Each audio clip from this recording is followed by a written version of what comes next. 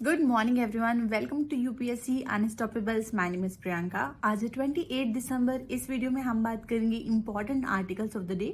इस वीडियो का पर्पस है कुछ प्रीलिम्स से रिलेटेड टॉपिक को डिस्कस करना जो आपके प्रीलिम्स के एग्जामिनेशन के लिए बहुत ज्यादा रेलिवेंट हैं। आगे बढ़ने से पहले please subscribe to this channel. चलिए बात करते हैं सबसे पहले आर्टिकल की। सबसे पहले आर्टिकल में मेंशन है delimitation exercise in Assam. This particular topic is relevant for GS paper number 2 polity and prelims. अभी हाल में ही इलेक्शन कमीशन ने स्टार्ट किया है डीलिमिटेशन एक्सरसाइज इन असम। इस पर्टिकुलर आर्टिकल में हम बेसिक से जानेंगे डीलिमिटेशन एक्सरसाइज क्या है और असम में इस टाइम पे डीलिमिटेशन एक्सरसाइज क्यों हो रही है। अगर डीलिमिटेशन की बात किया जाए तो ये एक प्रोसेस है to redraw the boundaries of Lok Sabha and assembly constituency so that जो पॉपुलेशन चेंज है उसको रिप्रेजेंट किया जा सके। This is done as per the preceding census. क्यों किया जाता है डीलिमिटेशन एक्सरसाइज? सो दैट एक जियोग्राफिकल जो एरिया है उसका एक फेयर डिस्ट्रीब्यूशन हो, सो दैट किसी भी पॉलिटिकल पार्टीज को एडवांटेज ना मिले किसी और पॉलिटिकल पार्टी के कंपैरिजन में जब इलेक्शन हो। अगर कॉन्स्टिट्यूशनल प्रोविजन की बात किया जाए तो article 82 provides the Parliament to enact delimitation act after every census. और आर्टिकल 170 जो है it provides the division of state into territorial constituency as per the delimitation act after every census. जो reservation होता है एसटी एंड एससी कम्युनिटी को वो article 330 और 332 के बेसिस पे दिया जाता है। अब डीलिमिटेशन जो एक्ट है ये प्रोवाइड करता है डीलिमिटेशन कमीशन सेटअप करने की। डीलिमिटेशन जो कमीशन है it is appointed by president and it works in collaboration with election commission of India. अगर डीलिमिटेशन कमीशन की कंपोजिशन की बात किया जाए तो इसमें रिटायर्ड सुप्रीम कोर्ट जज, चीफ इलेक्शन कमिश्नर और रिस्पेक्टिव स्टेट के इलेक्शन कमिश्नर इन्वॉल्व होते हैं। इनका जो मेन फंक्शन है वो है to determine the number and the boundaries of constituency so that हर एक कॉन्स्टिट्यूएंसी की जो पॉपुलेशन है वो ऑलमोस्ट इक्वल हो। डीलिमिटेशन जो कमीशन है वो अब तक 4 बार सेटअप हो चुका है। सबसे पहला कमीशन सेटअप हुआ था 1952 में, दूसरा 1963, तीसरा 1973 और चौथा हुआ था 2002 में। सो जो लास्ट डीलिमिटेशन कमीशन था 2002 में जो स्टार्ट हुआ था, 2008 में वो एंड हुआ था। उस टाइम पे जो डीलिमिटेशन एक्सरसाइज थी वो 4 north eastern state Arunachal Pradesh, Assam, Nagaland और मणिपुर के लिए एक्सक्लूड की गई थी। उसी टाइम पे डीलिमिटेशन जो एक्ट था 2002 का उसको अमेंड किया गया था 2008 में और प्रेसिडेंट ने एम्पावर किया था कि to postpone the delimitation exercise in these 4 north eastern state. उसके बाद पार्लियामेंट ने इनैक्ट किया था instead of enacting another delimitation commission, उन्हें एम्पावर किया था इलेक्शन कमीशन को कि डीलिमिटेशन की जो एक्सरसाइज है नॉर्थ ईस्टर्न स्टेट, जो 4 एक्सक्लूडेड नॉर्थ ईस्टर्न स्टेट थे वहां पे वो पूरी की जाए। और उसी पर्पस के लिए section 8A of representation of people act 1950 introduce किया गया था। तो जो section 8A representation of people act था it allows the delimitation of parliamentary and assembly constituencies in Arunachal Pradesh, Assam, Nagaland and Manipur. 2020 में सेंट्रल ने नोटिफाई किया डीलिमिटेशन कमीशन को और बोला कि जम्मू कश्मीर और ये जो 4 नॉर्थ ईस्टर्न स्टेट हैं अरुणाचल प्रदेश, असम, मणिपुर और नागालैंड, इनमें डीलिमिटेशन जो एक्सरसाइज है वो पूरी की जाएगी। लेकिन 2021 में सेंट्रल गवर्नमेंट ने डीलिमिटेशन जो कमीशन था उसको 1 साल के लिए एक्सटेंड किया और उस टाइम पे केवल जम्मू कश्मीर की जो कॉन्स्टिट्यूएंसी थी उसको रीड्रॉ किया गया था। उस टाइम पे भी जो 4 नॉर्थ ईस्टर्न स्टेट थे उनको एक्सक्लूड किया गया था। सो जो लास्ट डीलिमिटेशन एक्सरसाइज हुई थी असम में वो 1971 में हुई थी। 1971 में असम की पॉपुलेशन केवल 1.46 करोड़ थी, 2001 में जो बढ़ के 2.66 करोड़ और 2011 में वो बढ़ के 3.1 करोड़ हो गई है। सो उसी पर्पस के लिए अभी इलेक्शन कमीशन जो है वो डीलिमिटेशन एक्सरसाइज कर रहे हैं असम स्टेट में।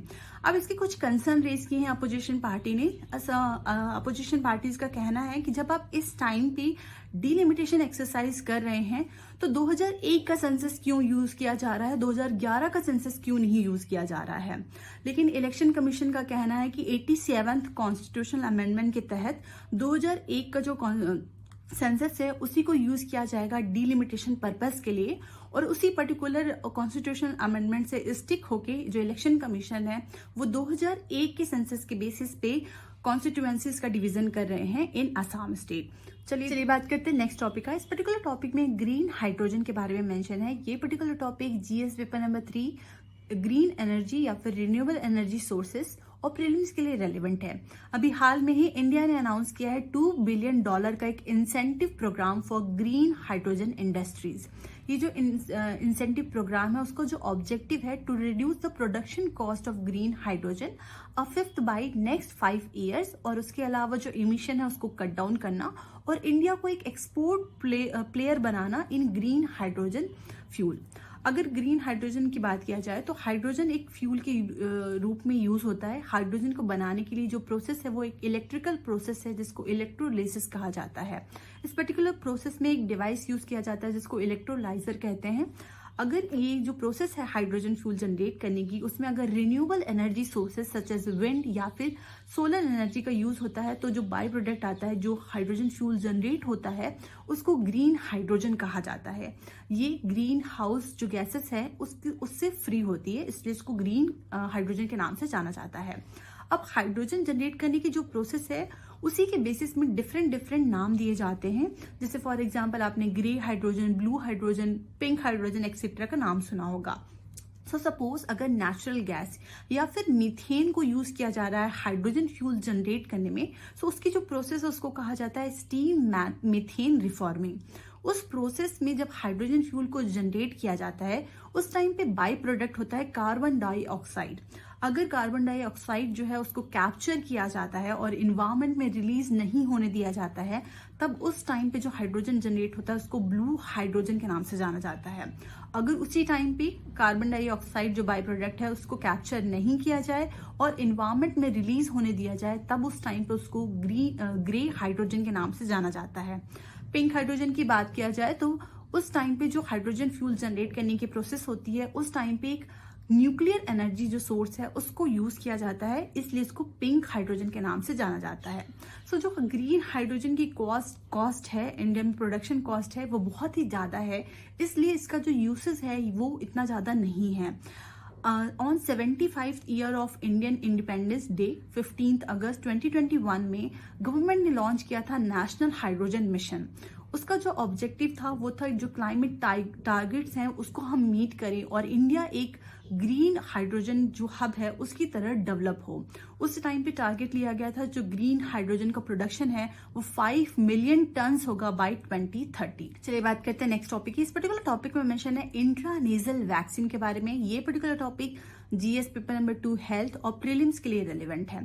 सो अभी हाल में ही भारत बायोटेक ने अनाउंस किया है इंट्रानेजल वैक्सीन, जिसको कि इनको वैक के नाम से जाना जा रहा है, जिसका नाम है BBV154 वैक्सीन। ये कंट्री की फर्स्ट इंट्रानेजल कोविड-19 वैक्सीन है जिसका अप्रूवल दिया था ड्रग कंट्रोलर ऑफ इंडिया ने। उसकी प्राइसिंग को अनाउंस किया है जो बूस्टर डोज के रूप में 18 साल के ऊपर जो लोग हैं उनके लिए अवेलेबल है मार्केट में। सो ब्रीफली में जानते हैं इंट्रानेजल जो वैक्सीन हैं वो क्या है। नॉर्मल जो वैक्सीन होती हैं वो एडमिनिस्टर्ड होती हैं बाय शॉटिंग इन आर्म्स, जो मसल्स में डायरेक्टली डिलीवर होती हैं। इनको इंट्रामस्कुलर वैक्सीन के नाम से जाना जाता है, जो नॉर्मली या तो मसल्स में या फिर जो स्किन होती है, जो टिश्यू होता है स्किन और मसल्स के बीच में, वहां पे दी जाती हैं। दूसरा जो फॉर्म होता है वैक्सीन डिलीवर करने का वो ओरली होता है, जैसे लिक्विड जो फॉर्म में दिया जाता है। जैसे फॉर एग्जांपल पोलियो वायरस के अगेंस्ट जो इन्फेंट्स हैं उनको जो वैक्सीन है वो ओरली दिया जाता है। इंट्रानेजल जो वैक्सीन है वो नोज के थ्रू एडमिनिस्टर्ड किया जाएगा और इनहेल करने में बॉडी के अंदर जाएगा। सो नॉर्मली जो वायरस है for example corona virus, body में वो एंटर करते हैं by nose and by mouth, फिर वो डाइजेस्टिव ट्रैक और फिर लंग्स में जाते हैं। तो नॉर्मली क्या होता है जब इंट्रामस्कुलर जो वैक्सीन एडमिनिस्टर्ड की जाती हैं उस टाइम पे जो बॉडी की इम्यूनिटी सेल्स हैं वो रिस्पॉन्स क्रिएट करती हैं और इन्फेक्शन साइट्स पे जाती हैं। लेकिन अगर हम इंट्रानेजल वैक्सीन एडमिनिस्टर्ड करेंगे तो उस टाइम पे जो अपर रेस्पिरेटरी ट्रैक है वहां पे एक लोकल इम्यूनिटी डेवलप होगी जो इन्फेक्शन को वहीं पे रिड्यूस करेगी, उसका ट्रांसमिशन को वहीं पे रोक देगी। सो आज के लिए इतना ही, कल मिलेंगे इसी टाइम पे। Thank you so much. Please don't forget to subscribe to this channel.